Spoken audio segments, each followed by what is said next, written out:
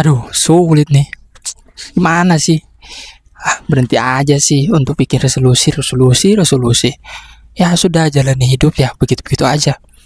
Toh akhirnya nggak konsisten. Hai guys, kenalin, gue Bro Rian. Gimana nih teman-teman yang bikin resolusi? Udah di hari ke-16 nih, teman-teman menjalani resolusinya. Tapi gimana nih prosesnya? Menyakitkan? Pasti menyakitkan ya. Pasti agak berat ya. Ya, disitulah resolusi kita diuji.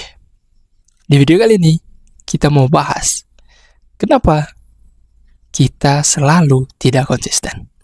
So, stay tune. Nah, sebelum kita lanjut, kita harus tahu nih, apa sih itu konsisten? Konsisten berarti sikap dan perbuatan yang tidak berubah-ubah, selaras dan sesuai. Dapat kita katakan bahwa konsisten itu adalah sebuah perbuatan yang terus-menerus berulang dan tidak berubah-ubah, selaras, dan tentunya ini dapat membantu kita untuk mencapai sesuatu yang kita inginkan. Nah, jadi kenapa sih seseorang itu tidak konsisten dan sehingga dia berubah-ubah, tidak komitmen dalam sebuah perencanaannya? Mungkin ini beberapa alasan yang sering terjadi pada seseorang dalam melakukan konsistennya. Yang pertama itu tentang fondasinya, atau gue bisa artikan bahwa ini adalah motivasi terkuat. Dia tidak memiliki motivasi yang kuat dalam menjalani sebuah perencanaan, sebuah resolusi yang dia inginkan. Contohnya dalam tahun ini, kita berkeinginan untuk jogging setiap pagi, atau jogging setiap sore, atau jogging seenggak-enggaknya 1 minggu 1 kali. Tapi, coba teman-teman tanyakan pada diri pribadi teman-teman. Apakah sudah menjalaninya dengan benar? Apakah teman-teman menjalaninya dengan senang? Apakah teman-teman menjalaninya dengan sungguh-sungguh? Oke. Artinya, kita harus memiliki motivasi yang kuat untuk menjalani sebuah keinginan kita, perencanaan kita. Yang kedua, kenapa kita tidak konsisten? Yaitu terlalu besar keinginan, resolusi yang kita pengen dapatkan.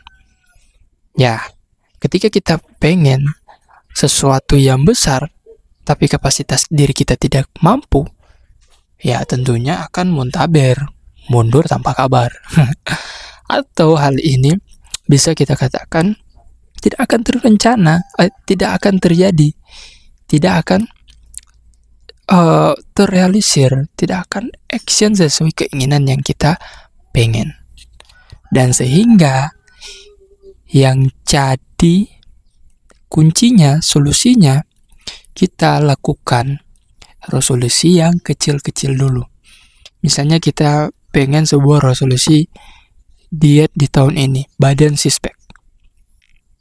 Tapi ketika teman-teman hanya menuliskannya pengen six pack aja, tapi teman-teman tidak menjabarkan six pack itu seperti apa, menjalani six pack itu bagaimana. Nah, disitulah resolusi, perencanaan teman-teman tidak akan bisa jadi atau terrealisir. Yang ketiga itu, kenapa kita sulit untuk konsisten?